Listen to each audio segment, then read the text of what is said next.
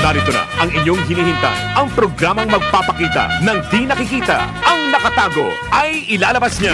Yes, yo! Topa Show! Programang maraming ilalantad na mga sorpresa. Yes, yo! Topa Show! At ngayon, mapapakinggan si Mr. Yes, Yes, Yo, Attorney Ferdy Topacio. Yes, yo! Topa Show! Yeah, mga kasama, magandang umaga po, Atty. Ferdy Gasolito, Mr. Sex Appeal Topacio. Mabati po sa inyo ng mabuhay po kayo at lahat po. At siyempre po, ating araw ay 3 ng Mayo, ating pecha pala. Ating araw ay Biyernes, ating oras alas 11:05 ng umaga. At siyempre, ang aking kapartner, Yes. kundi ang the beauteous, the scintillating, Wow. the stimulating, the titillating. Titillating. Naku, muntik na. Okay. At syempre, mga kaibigan, ako po si Juvie de Guzman. At talaga namin naman kung mga emergency need na kailangan niya tapusin. Diba? Pasensya na kayo, pero next week hindi na ganun kasikip ang aking schedule. Anyway, bati lang tayo muna sa mga borracho babies ko na ngayon ay nagwo-workshop, acting workshop sa ilalim ni Kaka Rolly Inocencio. Yan, isang batikang stage actor at character actor sa pelikula. Saka, Tony, na-meet ko nga pala si John Lesaca, kung natatandaan Ay, mo. kaibigan natin yan. Alam mo bang asawa ni John Lesaca ay si Marilu Arroyo, Yes, na kapatid yes. ni Atty. Jose Miguel Arroyo. Ayun. Sabi niya, regards mo kay Atty. Oo, magaling mag-violin. Hindi, di ba, napanood mo ba yung Mama Sapano? Opo. Di ba meron doon yung sa end noong yung naglalakad si Edu? Yung last sequence. Yes, yes. May tumutugtog ng instrumental nung aking mahal yung... Siya daw yun eh. Oh, siya yun. Siya yun. Oh. Hindi ko pa nga pala nababayaran yun, Ganun eh. Pero nakakatuwa kasi happy rin siya na nandun daw ako, marireach out na raw niya. Kayo. Yeah. Hindi, alam nyo, meron naman ng email niya at alam nyo, muntik ng R18 yun eh. Bakit po? Yung Mama Sapano. Bakit po? Kasi yung isang version noong theme song, saxophone. Okay. Bago, ito naman kay John Lesaca, violin. Aha. Sax and violins daw. Ba't ba yun? Hindi, di ba sex and violins? Sax and violins naman daw. Sabi ko, hindi naman kasama yun. Mali naman ang spelling nun eh. Sax and violins yan. Hindi Opo. sex and violin. Yun. Oo, di ba? Yun yung R18, sex, Opo. violence. Ito naman sax, saka violins. Violins. Yan. At alam ko, merong nagigil ng mga sitwasyon na gusto mong ipakita. Oh, hindi. Bago natin ibigay yung ating guest. Ay, oo. Hindi, sandali lang ito. Hindi ko lang talaga matiis. Yung issue yung kay Francine Diaz sa yung Orange and Lemons na ang sinasabi nitong ng bastos tong Orange and Lemons ang tatanda na, walang pinagtandaan itong mga hinayupak na to eh. Ay ko, ginawa? Hindi kasi ganito, meron sa Occidental Mindoro na parang pa-concert, free concert to, take note. Okay. Importante itong fact na ito na free concert. Siyempre, yung gobernador gusto magpapogi, politiko yan, natural lang naman yan, nag-imbita ng mga tampok na mga mang-aawit at saka mga banda para pasayahin yung mga tao. In between, nag-i-speech, spets siya. Diba? Okay. Isa sa ang magpe-perform, yung Orange and Lemons. Okay. Isa rin yung parang woman of the hour or yung pinaka-hot na property ng GMA ngayon na si Miss Francine Diaz. Yan. 20 years old. Sikat na sikat ngayon. Okay. So, gabi na, madaling araw na, pumorma yung Orange and Lemons doon sa stage, magpe-perform na. Opo. Biglang pumasok yung MC. Na yung MC, syempre, Siya yun yung ay masusunod. tao ng gobernador yun eh. Opo. Yun sa provincial government. Sabi niya, mga kasama, in-announce naman, bago tayo makipag-jam sa Orange and Lemons, ay may maghahay dito. Pakilala namin si Miss Francine Diaz, itilian yung mga tao. Opo. Si Francine, hi po, kumusta kayo, bla bla bla, bla bla bla. Then kumanta, ha? Alam mo, habang kumakanta si Francine, nainis yata itong Orange and Lemons. Okay. Ha? Ang sama nung itsura bago, kasi parang pakanta na sila naudlot. Habang sinasabayan nila ng gitara nila, ginugulo nila yung kanta ng bata. Oo, nandoon lang naman, inanyayahan din ng gobernador, bisita rin, kapwa nila performer, babae pa. Yeah. Binastos nila habang kumakanta si Francine, gaganon-ganon sila para pakita yung kanilang galit. Alam nyo, mali yan ha? On so many points, ano? Kasi unang-una, ito, pinaka-importante ito, unahin na natin. Yan ay free concert, mga chong, etong mga kasamang nasa Orange and Lemons, free concert yan. In-engage kayo, may bayad kayo, gobernador. Pero free concert yan, open to the public yan. Wala nagbayad ng ticket dyan. Ang nagbayad, ang kita nyo nang galing doon sa gobernador. Ayun. Okay. Lahat ng performers yan, binayaran ng gobernador. Ibig sabihin, pa-concert yan. Very clear doon sa video wall nakalagay. Yes. Governor's Night, etc., etc. At ang nakalagay, Miss Francine Diaz. Oo. Siyempre, siya yung main event. Siya yung sikat ngayon May mga kasama siyempre. Okay. Pagka ganyan mga chong wala kayong magdikta kasi ang boss dyan, yung organizer, huwag niyo sasabihin, mali yung organizer, hindi inayos yung organizer, biglang pinasingit yung organizer. Wala kayong pakialam, yan ang organizer. Yan ang nagbayad sa inyo, yan ang amo dyan. Hindi yan formal concert na nagbayad ng ticket yung mga tao. May structure, etc., etc. Hindi nyo sigurado kung kayo nga ang pinuntahan dyan. Maaaring nagpunta dyan dahil libre lang. Nagpunta dyan, hinihintay si Francine. Kasi nagtitilian nung lumabas siya. Wala kayong karapatang magalit, magtampo sa organizer, kasi binayaran naman kayo para mag-perform dyan. Pwede nga Correct. Na pagdating nyo, basta bayad kayo, sabihin ng organizer, wala ng oras, uwi na kayo, pack up kayo. Wala kayong say dyan. Unang-una yan, from standpoint, at saka from a formal or technical standpoint. Wala kayong karapatang magreklamo sa organizer. Kung anong sabihin ng organizer, yun ang programa. Yung sasabihin nyo, may line up. Hindi talaga yung pagkaganyan. Tanda kong ito, ang dami ko nang nagawang mga ganyang attend ng free event na mga politiko nag-organize. Talagang sila masusunod dyan kung sinong pa-perform nila dyan. Pangalawa, bastos kayo kapwa performer nyo, nandoon na. Pagpalagay na nating nainis kayo dahil pinasingit. Ando na kumakanta na, huwag nyong guluhin. Matatanda kayong walang pinagtandaan Bastos kayo kapwa nyo performer yon. Kapwa naghahanap buhay ninyo katulad ninyo. Nandoon na yung tao nagpe-perform na kumakanta na. Mag-iingay nyo. That's good to know. Kailangan tayo, nagbabanda tayo. Ganyan pa, pag kami nagpe-perform pa sa ibang banda, kahit medyo, sabihin natin, dapat tayo na. Respeto anak ng pating naman, kapwa mo musikero yun Pangatlo, babae yun. Wala naman kayong chivalry. Wala naman kayong good manners and right conduct. Babastusin niyo yung babae. Isang kanta, 5 minuto, di kayo makapaghintay. Di ba? Isa pa, ito, wala naman, labas na ito. Pero anak ng pating naman, Orange and Lemons, osla na kayo Pwede na kayo sumali doon sa party list. Ano mo yung party list na yun? Yung long time artists out of showbiz. Laos, party list. Ano bang last hit nito? Bago yung pinakamalaki nilang hit, yung pinagmamalaki nilang, kinanta nila yung theme song sa PBB, pinlagiarize nyo yun ninakaw nyo yun na booking kayo. Ninakaw nyo yung tono noon, parehong-pareho. Bago yabang-yabang nyo. Alin kayo, punta kayo rito.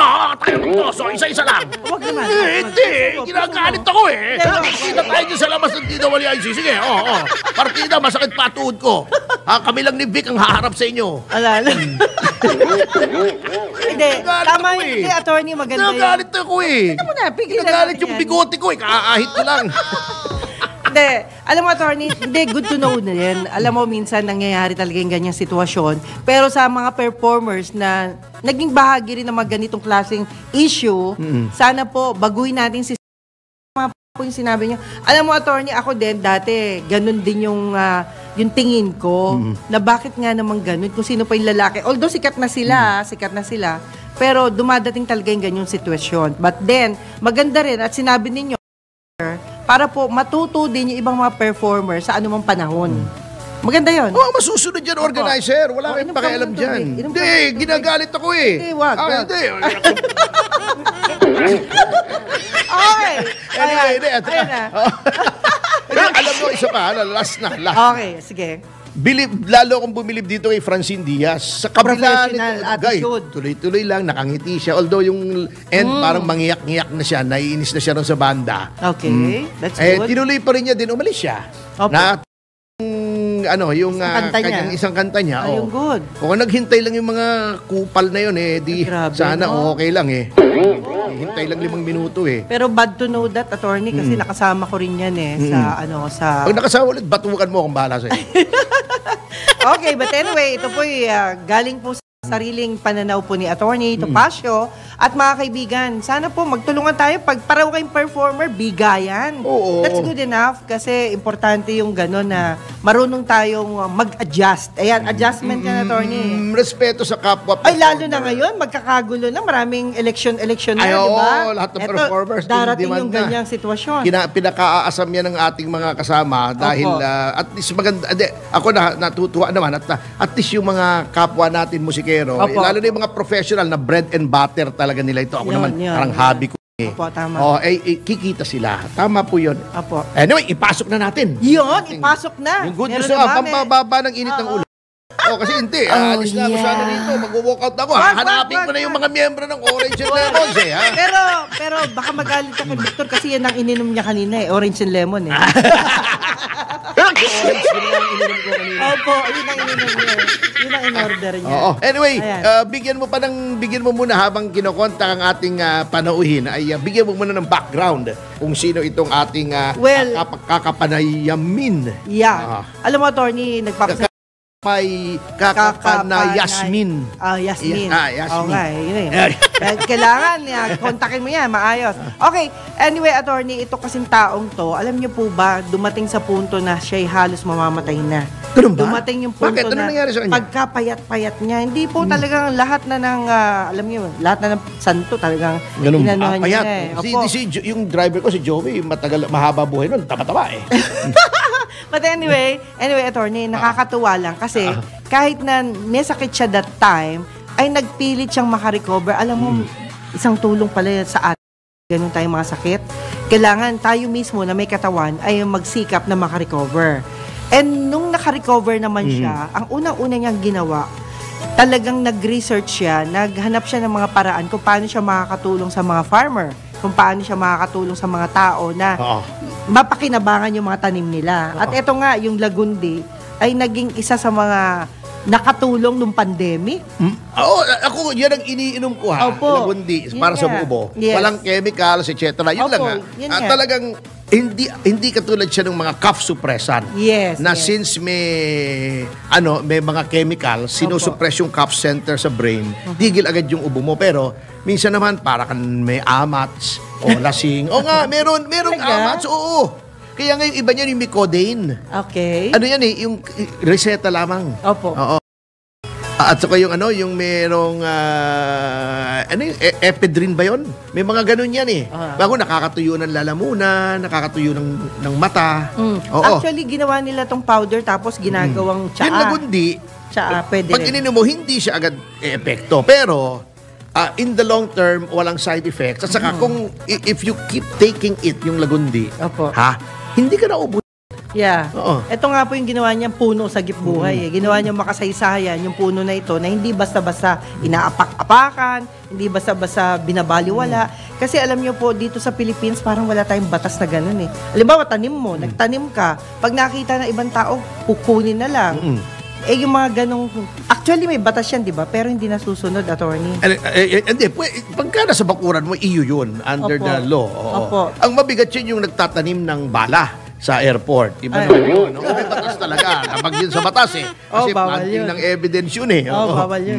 Kaya kailangan lagyan mo ng tape yung bag mo, pati zipper mo. Alam mo, dati nawala na yan. Alam mo, panahon ni Noy Noy, sa Japan pa meron silang service, ewan ko sa ibang airports meron silang ibang service na tinatalian nila parang plastic. Opo. Parang sinaputan ng gagamba yung mo Yung Sa takot lagi nila sa takot mabuksan. namin noon na mabuksan. Kung Opo. ano-anong, doon ako nagpagawa yung parang may damit. Yeah. May parang may balot yung ano ko na may lock, yung parang trapal. Opo. Oo, nakakatakot kasi noon nawala na yun kasi sabi ni Pangulong Duterte, sige magtanim kayo ng bala, pakakain ko sa inyo yan. Oh, grabe. Nawala.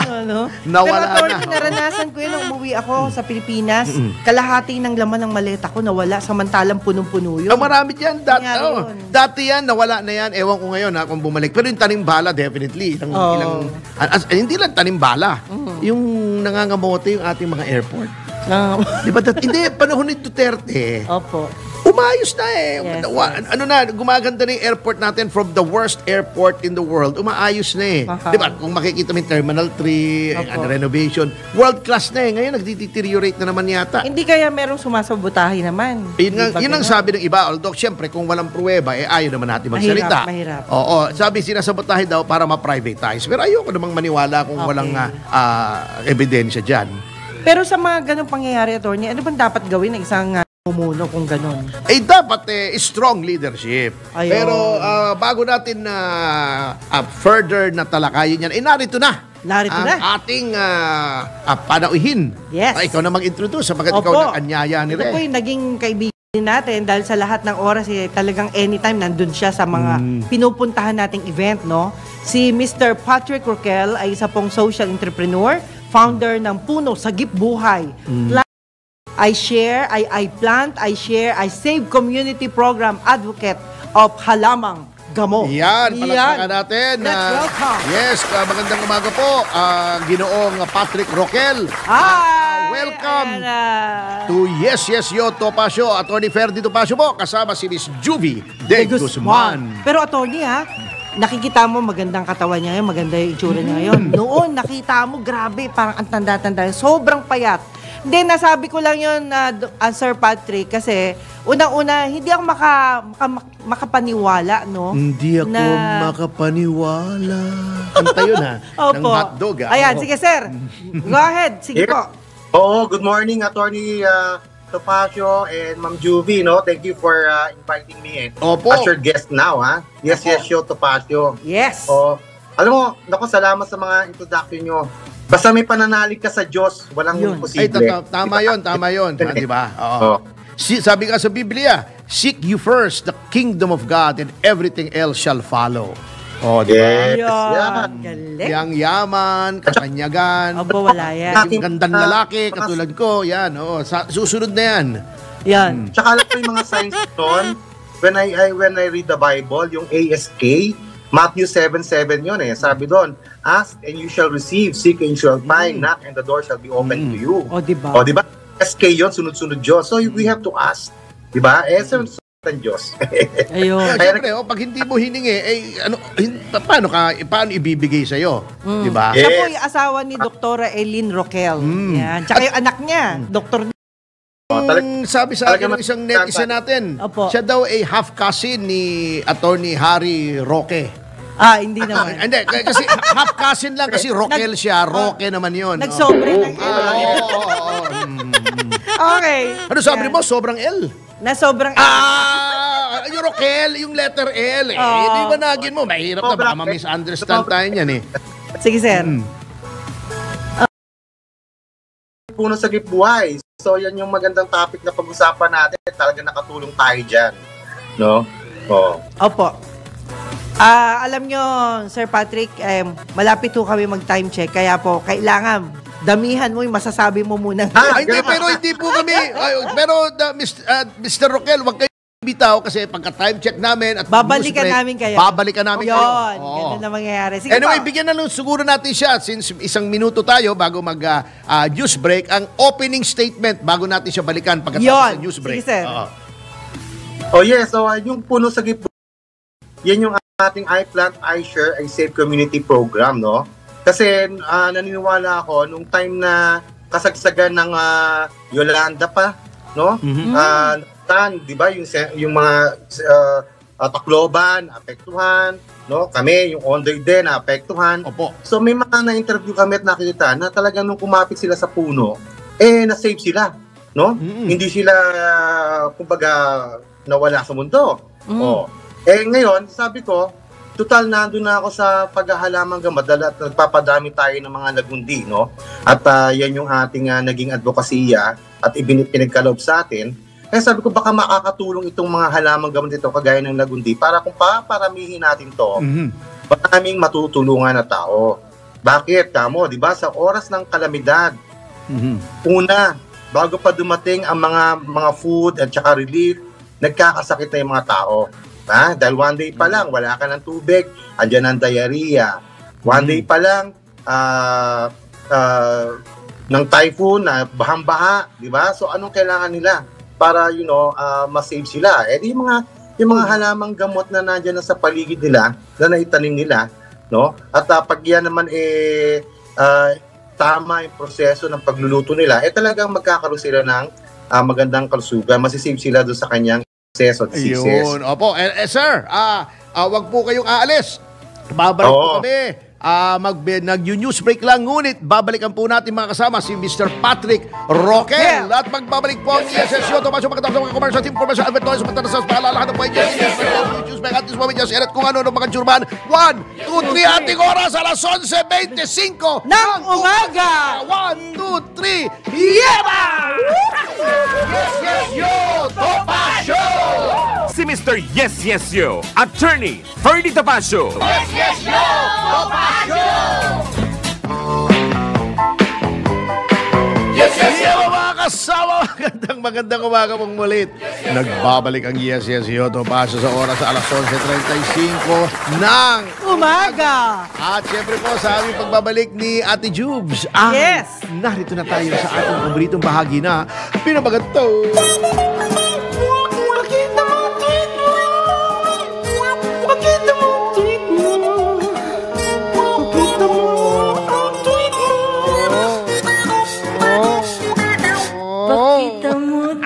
Babagsak.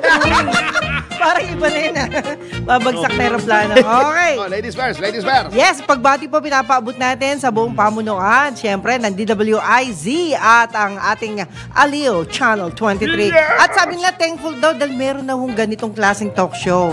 At salamat din sa mga patuloy na sumusubaybay sa amin. Lalong-lalo na yung buong pamunuan ng Tiaong Quezon. Yes, Congratulations daw. kasama si Mayor Mea, di ba? Yes, si Mayor Mea and company. Lahat ng mga konsehal doon dumating.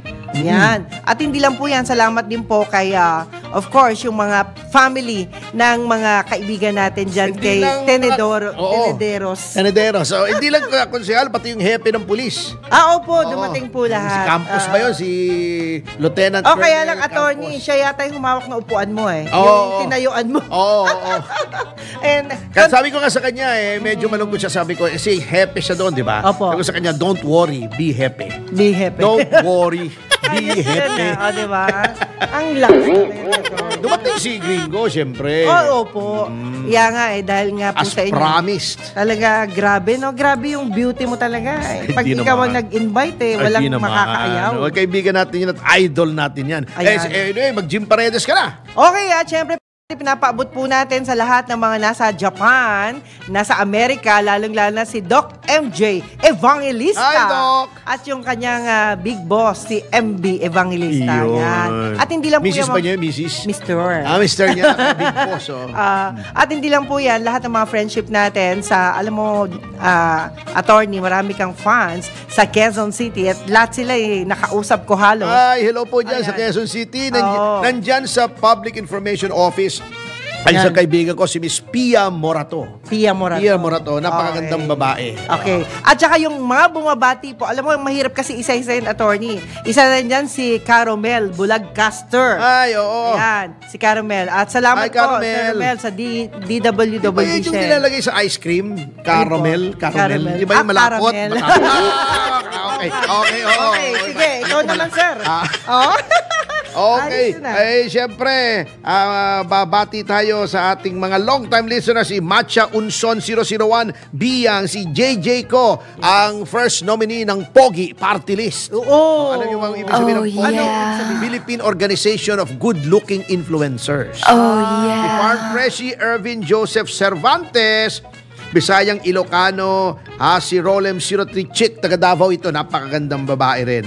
Shane B. Ronald Curry, Hans Marcon, Rigoberto Tiglao, Mr. Angel Garcia, Campilan Boy, at syempre ang mga hindi na mababanggit si Casper, Gin 11, Rex, Inform PH, Terax, Janet Joy, ang dami ngayon Tony's Cartoons, ano yan, base yata itong si Tony's Cartoons sa abroad pero magaling na cartoonista yan Opo. Gunner, Batang QC at ang mga huling hindi mababanggit ay sina Chief D. Teatan, DJB, Paul Pasha, Happy Pepe, Mark Lopez, Mick Backcoin at si John Mangun. Ayan. Isang columnist yan ng Business Mirror. At wag natin kalimutan si Cathy Rizzo Peralta. Oh, siyempre. Hindi, siyempre, meron pa. Si Michael Guy, si Rolly Mende Tomas. Ay, happy birthday sa ating matalik na kaibigan, si Felix Chua alias Coxie. Ayun. Mamaya ang kanyang selebrasyon, Okay, si William Gatchalian, si Atty. Raul Paras, si Ramil Oliveros ay nakikinig po sa si Willie Keng, Andrew Tan, Alex Cruz, si Louie Gamboa, si Nats Gamboa. At hindi lang yan, Tony pala. Baka magulat si George Yang? Chua. Oh. Yan. Oo. Kasi tinawagan ko kayo, sir, kanina siya sana invite kong guest, no? May Kaya invite lang, mo sa Monday. Sa dami ng mga naka-line up ngayon. At pati yung US immigration, yung mga may problema sa immigration. Ito yung pagkakataon ninyo by next week. Sige. Darating po dito yung aking kaibigan from US Embassy, US Immigration sa US talaga. Okay. Anyway, yan. bago yan, ay balikan na natin ang ating panuuhin Iyon. dangal Sige. sa araw na ito. Walang iba kundi si Mr. Patrick Roquel. Roquel. Hi, sir! Hi, Sir Patrick. Welcome back. Talaga nga naman. Sige, sir. Ituloy natin ang Puno Sagip Buhay. Pakibati din ako, pwede ba? Sige po. Go ahead. Bago ka magana, nag-share ako. Okay naman Sa mga po. Of kaibigan natin course, sa- intercourse. Nag-share ako sa Holy Family Parish Friends, no? Sa mga ka-GC ko ng mga PWD sa Pasig, no? Tsaka si Dr. Ellie nakikinig, tsaka si Doc Anton. Tsaka yung mga kaibigan natin sa Lions Club. But anyway, yun nga Puno Sagip Buhay, no? Kung saan, ikwento ko lang sa inyo, nung 2014, nilaunch natin yan sa Tanawan, Batangas. Kasama pa natin ang mga LGUs, no? Hometown Kasi ng nanay ko. na ako, di ba?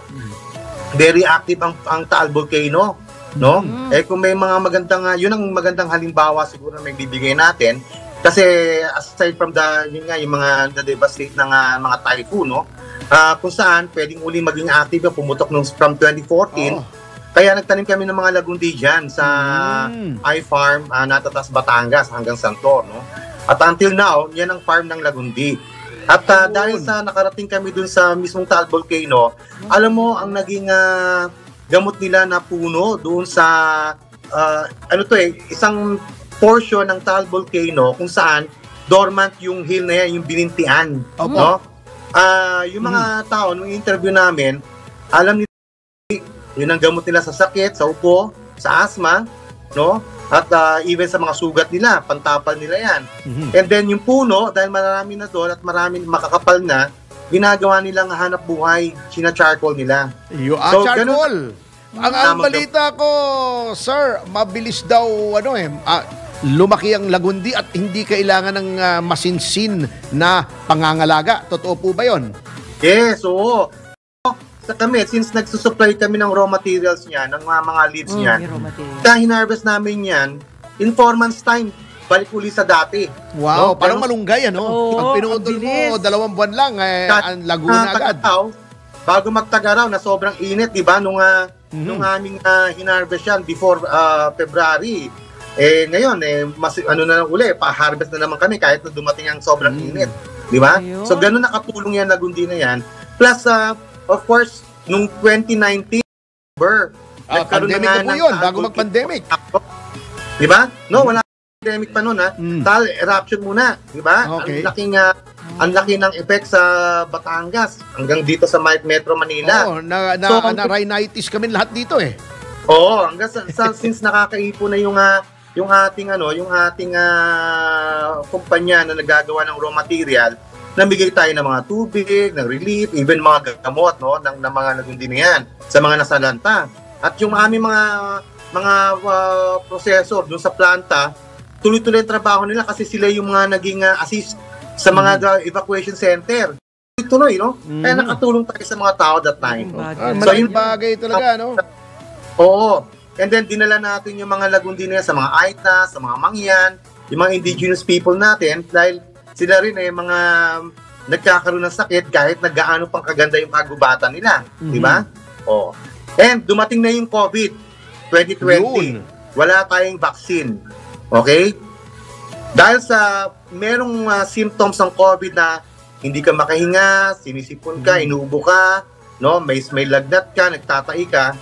So, ang ginawa natin, dahil sa para tuloy-tuloy ang pagtatrabaho ng mga farmers natin at saka yung nagtatrabaho sa planta, so nag-allocate kami ng halos 5 tons powder, no?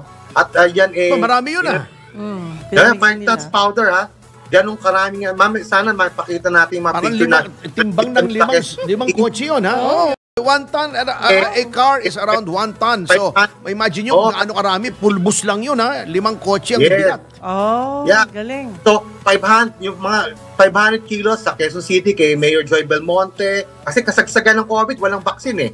Kay Mayor Menchie Apolo sa Pasig City, kay Vico Soto. As far as Cavite, kay Governor Janrick Remulla, kay Mayor Lani Mercado, kila Vice Mayor Mercado sa Muntinlupa. So yan yung mga natulungan natin sa San Juan City, no? Ayun. At true enough naman, even sa report ng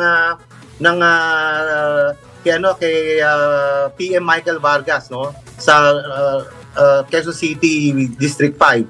So talagang bumaba ang COVID sa kanila. From 515 namigay sila ng mga samples sa pinamigay naming mga dried powder material. According to Red Cross, lahat ng binigyan nila nabuhay. Yan, napaka-interesting na kwento yan, sir. At kaya nga po, kayo pa rin po ang naririyan sa pagbabalik ng Yes, Yes, Yo Topacio para sa ating ikatlong yugto. Ating oras, alas 11:46 ng umaga. 1, 2, 3, Yes! Yes, yes, yo! Topacio! Si Mr. Yes, Yes, Yo, Attorney Ferdy Topacio. Yes, yes, yo! Topacio! Yeah, mga kasama, magandang pong muli. Nasa ikahuling yagto. Yugto na tayo ng Yes, Yes, Yo Topacio sa oras alas 5:50 ng umaga. Ito si Atty. Ferdy Topacio at Juvie de Guzman at syempre mga kaibigan, narito nandiyan pa rin. Andiyan pa rin si Mr. Roquel. Hi, sir!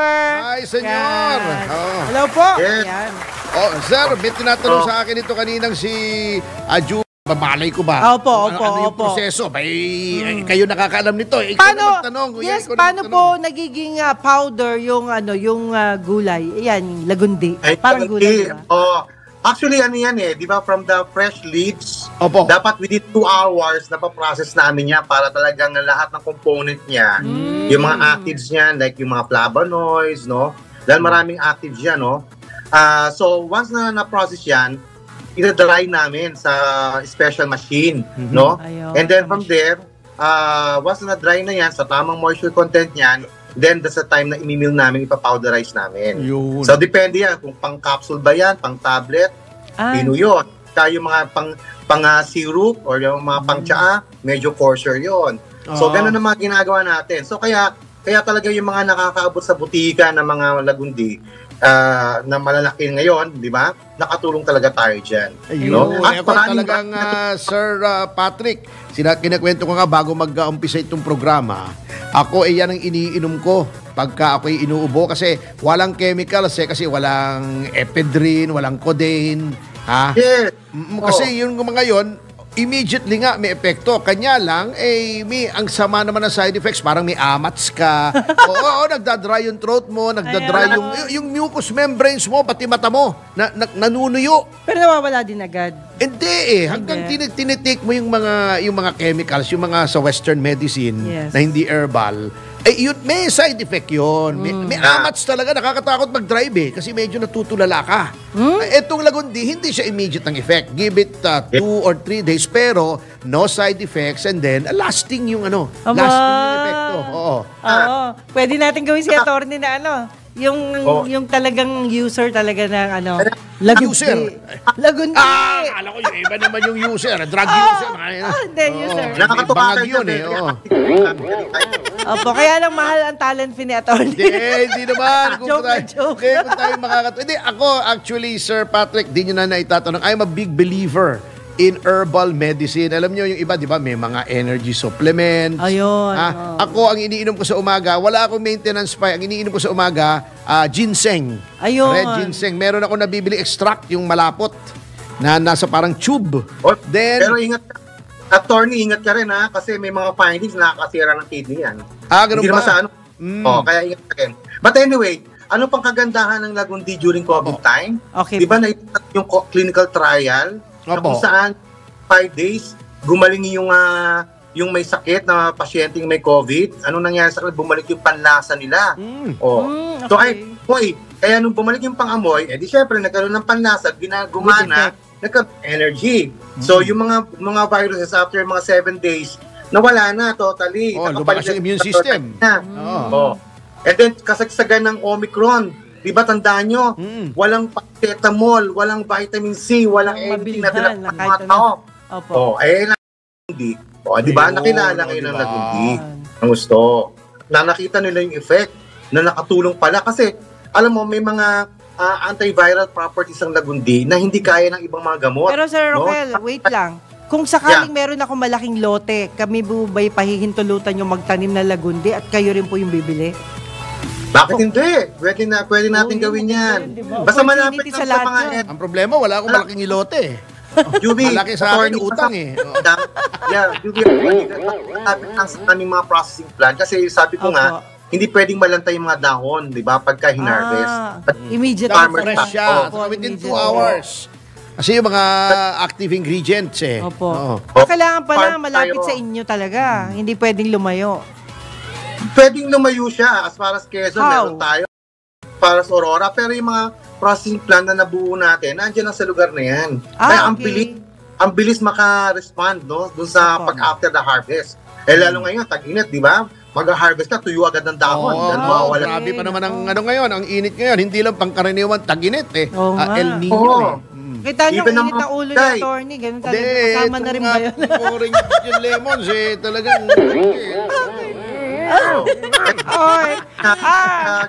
Yes. Yung malunggay, pag gagawin mo yan, sandali lang yan.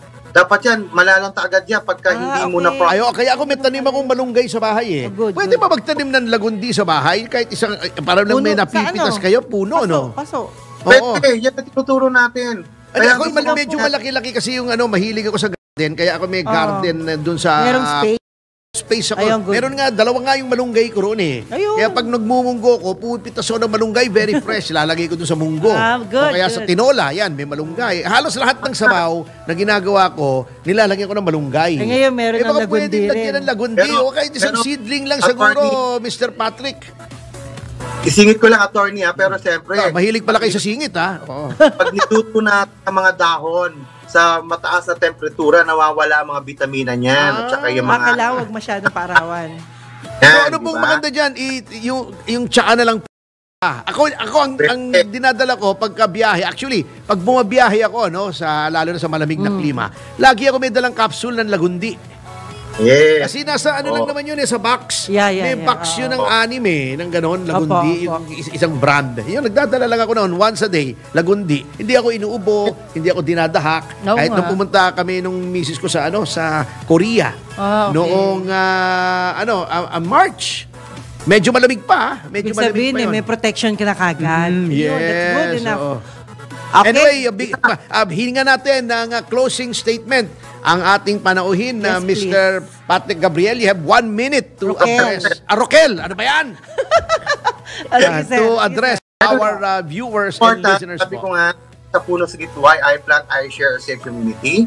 Diba? So, nagtumutulong tayo sa ating mga kababayan para, kung ano man yung mga sapiti natin dito na magandang yung success, tsaka yung progress na ating ginagawa, talagang papunta sa community yan, Sabi ko nga, kung wala kang berang pambili ng Lagundi, di magtanim, di ba? Importante, tama ang proseso. Tama yung pagtataniman mo, di ba? Para makasagip ka. At marami pang mga halamang gamot tayo na kailangan natin padamihin. Kagaya ng sambong, yerba buena, na pain reliever ang yerba. Yeba! No? Okay. Kaya ng pansit-pansitan, kaya nasisira ang mga kidney ng mga tao dahil nauwi sa uric acid, o hindi pa baba. Ayun, iuwiinom ako nun. Pansit-pansitan, sa turmeric para sa gout. Oo. Oh, okay. Pero sabi ko nga, basta kailangan tama ang pagpo-process natin ng mga dahon na yan. Kasi Okay. sayang yung mga flavonoids na available sa mga dahon na yan. Okay, thank you very Thank you much, so much. Mr. Patrick Roquel, social entrepreneur at tapundador ng Puno Sagip Buhay. Yan. Founder. Ano fundador? Hindi, fundador, founder in Spanish. Ganun ba yun? Oo, fundador. Hindi, fundador naman, iniisip mo yung founder sa Spanish, yung fundador. Okay po. At Anyway, at bago po tayo magbigay daan sa susunod na palatuntunang magpapasalamat tayo. Balitang Bayan kasama si Vincent Patrolya. Magpapasalamat po tayo sa lahat ng mga taong nasa likod ng tagumpay ng lahat ng programa sa Aliw TV 23 at DWIC 882. Umpisahan natin kay Yes, kay Boss Drew Nasino, ang desk editor natin. ating mga tech engineers, Wenner Contino, Jeneline Rico Hermosa, Ken Sale at Jem Barbo. Ang broadcast IT natin si JV Dominguez. Ating teleprompter operator si Neil Joy Abelia. Ang writers, Katrina Gonzalez at si Jen Patrolia. At ating mga CA, si Yasmin Pantaleon, Eloisa Bolinao at Eliza Quevedo. At ang mga interns natin, John Lloyd Malinay, Aizen Lois Moises at si John Real Javier. Ito po si Atty. Ferdy Topacio, nag-iwan po ng mga katagang susupil sa inyong pagnanasa. Kikitil sa kasalanan. At titimo sa inyong kaisipan na Was makiki. Open! 1, 2, 3, yeah! Next week, babay again! Si Mr. Yes Yes Yo, Attorney Ferdy Topacio. Yes, yo! Topacio!